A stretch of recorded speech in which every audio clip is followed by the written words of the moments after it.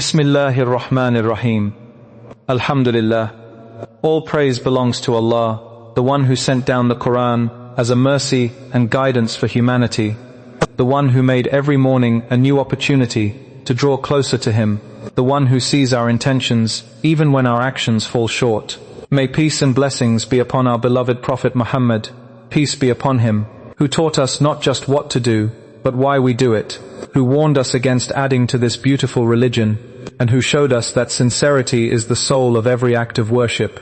Assalamu alaikum wa rahmatullahi wa barakatuh, my dear brothers and sisters. I want you to listen to me very carefully today, not as a lecture, not as a list of rules, not as another voice telling you what to do, but as a reminder, a gentle, honest, heartfelt conversation between believers who are all trying to figure out how to get this right, how to worship Allah in the way that pleases Him, how to honor the Quran without turning it into a ritual, how to love the Sunnah without adding to it. Sit down, open your heart. Let us get real for a moment, because what I am about to say might challenge something you have been doing for years, something you have been told is essential, something you might even feel guilty for skipping. But I need you to hear this, not to judge you, not to shame you, but to free you, to help you worship Allah with clarity, with sincerity, with knowledge. We are talking about our relationship with the word of Allah, the Quran, the book that was sent to transform hearts, to guide souls, to illuminate the path from darkness to light. We are talking about our morning routines, those precious moments after Fajr, when the world is still quiet, when your heart is soft, when the angels are still present from the night prayer. And we are talking about Surah Yasin, the chapter many of you reach for immediately after Fajr, the chapter you have been told is essential for your provision, for your protection, for your day to go well. And I need to ask you something that might make you uncomfortable, something that might make you defensive, but please, stay with me, hear me out, because this is not about taking away your love for Surah Yasin. This is about protecting your worship from becoming mechanical, from becoming superstition, from becoming something that distances you from Allah instead of bringing you closer. How many of you wake up, perform your Fajr prayer, and immediately grab your phone or open your Quran to recite Surah Yasin? Not because you feel drawn to it in that moment, not because your heart is yearning to hear those specific verses, but because you have been told, if you do not do this, you are missing out. If you skip this, your day will not be blessed.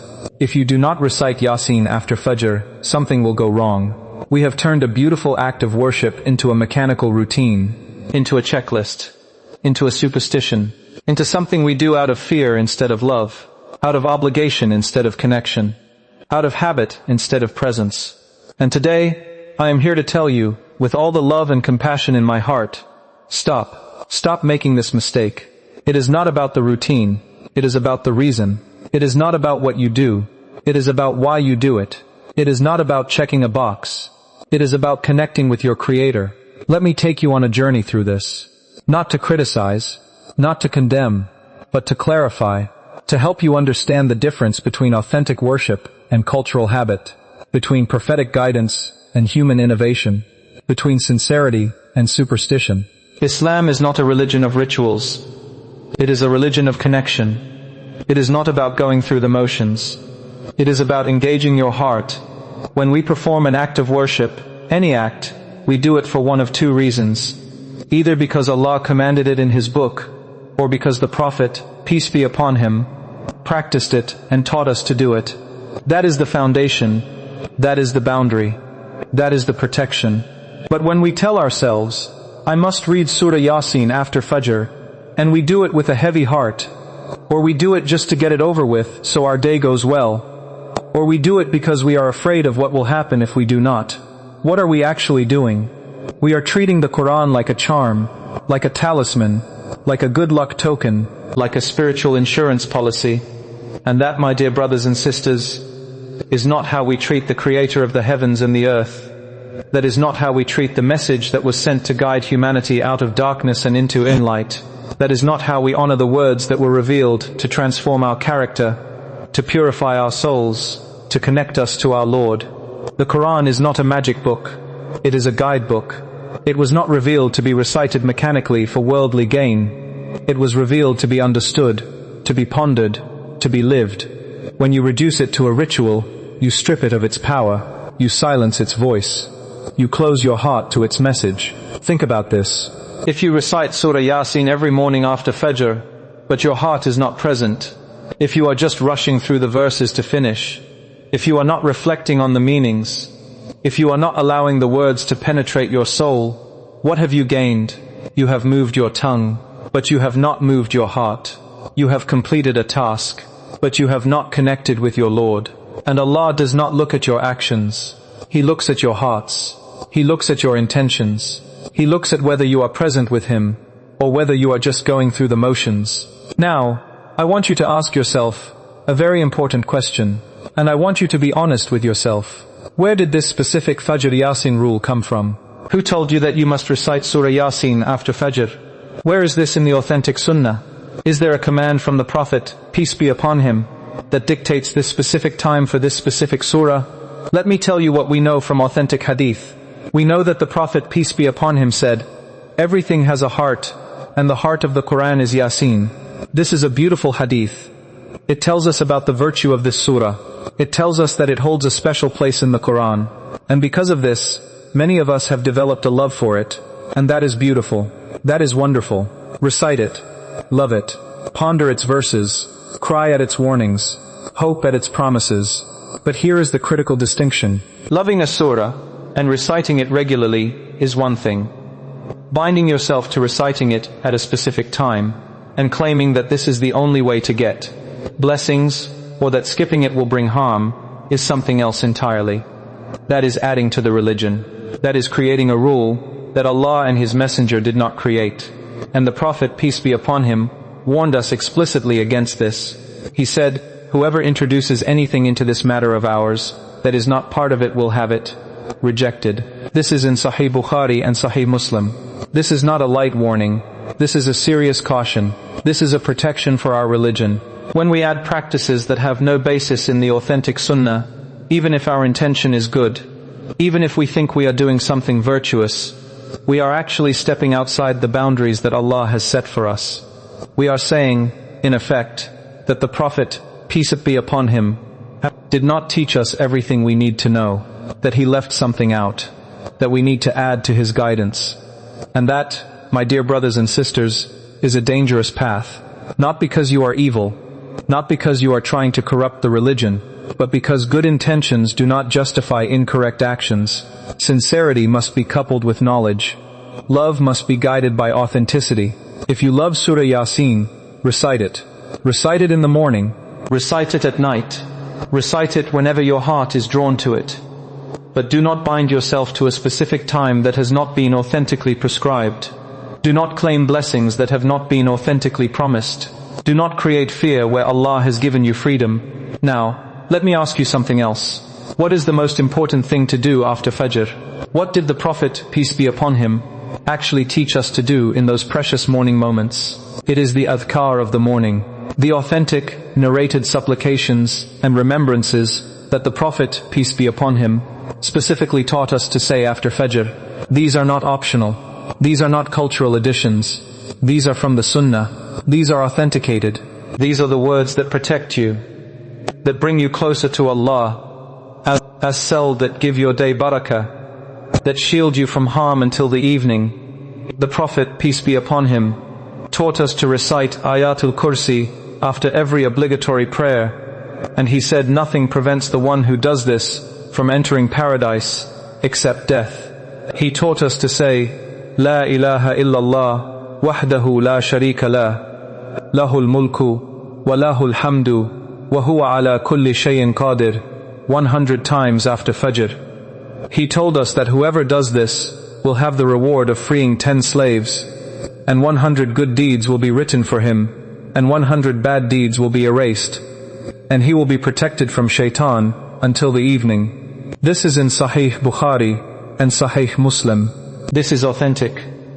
This is specific. This is from the Prophet, peace be upon him. So my dear brothers and sisters, if you are spending your time reading a surah you do not understand, while ignoring the authentic morning supplications that the Prophet, peace be upon him, specifically taught us to safeguard our day, then you have flipped the priority.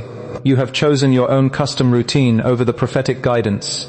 You have chosen innovation over Sunnah. You have chosen cultural habit over authentic worship. And that is the mistake. That is what we need to correct.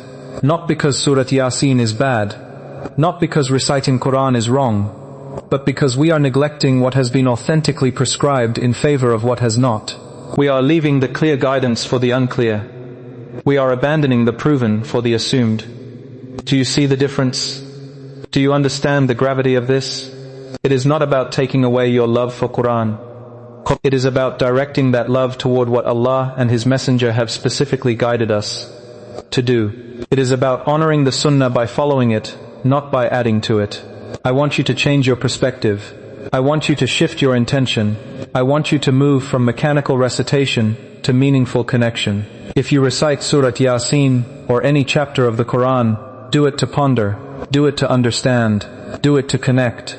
Read the translation, study the tafsir. Understand what Allah is saying about the people who rejected the truth. Understand the warning about the arrogance of the soul. Understand the signs of Allah in the universe. Understand the reality of the Day of Judgment. Understand the mercy of the Creator who keeps sending messengers despite repeated rejection. The Quran was not revealed to be a blessing catcher. It was not revealed to be a ritual we perform for worldly gain. It was revealed to be a furqan, a criterion between right and wrong, between truth and falsehood, between guidance and misguidance. It was revealed to transform us, to change our character, to purify our hearts, to align our lives with the will of our Creator. So, I need you to ask yourself this question, and be honest. If you read the Quran regularly, but your character does not change, if your relationship with Allah does not improve, if your honesty does not increase, if your patience does not grow, if your kindness does not expand, if your connection to the masjid does not strengthen, then what was the point of the ritual? You have moved your tongue, but you have not moved your soul. You have completed a task, but you have not undergone a transformation. You have recited words, but you have not internalized their meaning. And Allah does not need your recitation. He needs your submission. He does not need your mechanical repetition. He needs your heartfelt reflection. He does not need you to finish the Quran.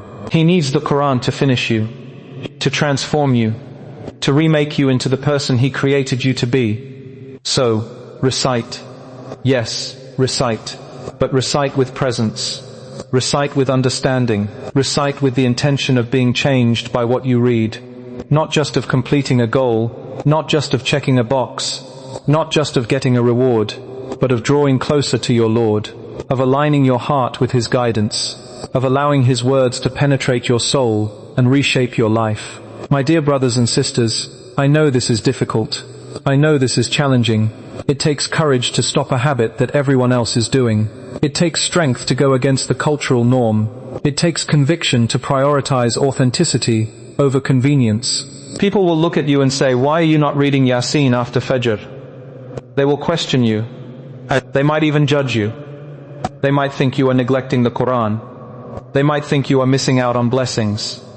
And you should tell them, with kindness, with wisdom, with gentleness, I am reading the Quran. I love the Quran. I recite Surah Yasin. But I am not binding myself to a practice that has no basis in the authentic Sunnah. I am focusing on what brings me closer to Allah, in the way the Prophet, peace be upon him, showed us. I am prioritizing the authentic morning Adhkar. I am reciting Quran with reflection, not just repetition. I am worshipping Allah with knowledge, not just habit. Do not say this with arrogance. Do not say this with superiority. Do not say this to make others feel bad. Say it with humility. Say it with compassion. Say it because you love Allah and you want to worship Him in the way that pleases Him most. We need to be people of knowledge, not people of blind following. We need to be people who seek authenticity, not just tradition. We need to be people who question our habits, not just defend them. We need to be people who are willing to let go of cultural practices when they conflict with prophetic guidance.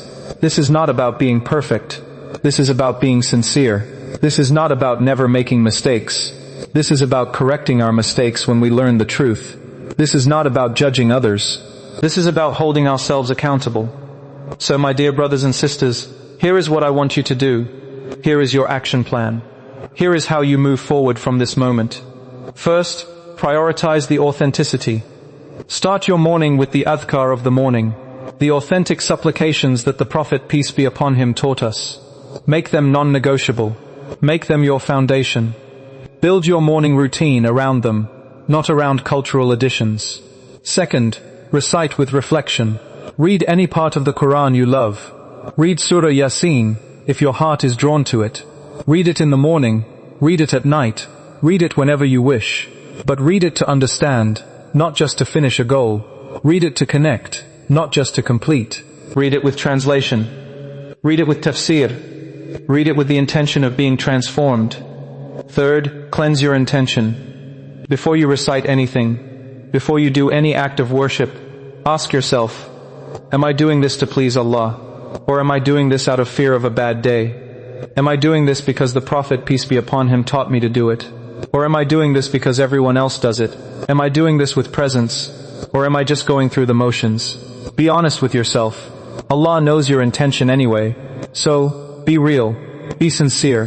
Be authentic. Fourth, seek knowledge. Do not just follow what you have always done. Question it. Research it. Verify it. Check the sources. Look for the authentic hadith. Consult the scholars.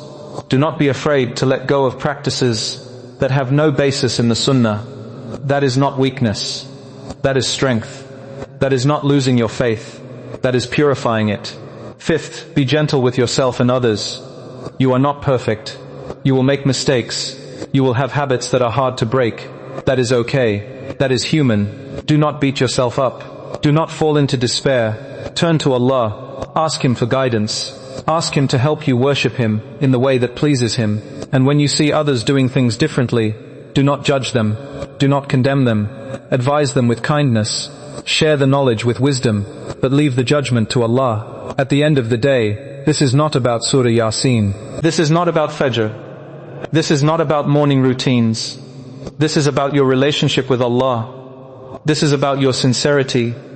This is about your desire to worship Him in the way that pleases Him most. Allah does not need your rituals. He needs your hearts. He does not need your mechanical recitation. He needs your mindful connection. He does not need you to follow cultural habits. He needs you to follow His guidance. So, let us move away from cultural habits and move toward prophetic guidance. Let us be people of knowledge, not people of blind following. Let us be people who question, who seek, who verify, who learn. Let us be people who are willing to let go of what is not authentic in order to hold tight to what is. May Allah grant us the wisdom to love His book for the right reasons. May He grant us the courage to follow the Sunnah in everything we do. May He purify our intentions. May He cleanse our worship. May He accept our efforts. May He guide us to what is most pleasing to Him. And may He never let us be among those who add to His religion, or those who follow habits without knowledge, or those who worship Him with mechanical rituals instead of heartfelt connection. Barakallahu feekum. May Allah bless you. May Allah keep us all on the straight path. May Allah guide us to what is most pleasing to Him. May Allah make us among those who hear the truth and follow it, even when it is difficult, even when it goes against what we have always done, even when it requires us to change. Because that, my dear brothers and sisters, is the mark of a true believer. Not perfection, but sincerity. Not never making mistakes, but correcting them when we learn the truth. Not blind following, but knowledgeable worship. Not cultural habit, but prophetic guidance. May Allah make us among those who worship Him with knowledge, with sincerity, with presence, with love. May He make our mornings blessed with authentic remembrance. May He make our recitation of Quran transformative, not just repetitive. May He make our hearts soft to His words. May He make our lives a reflection of His guidance. Ameen. Wassalamu alaikum wa rahmatullahi wa barakatuh.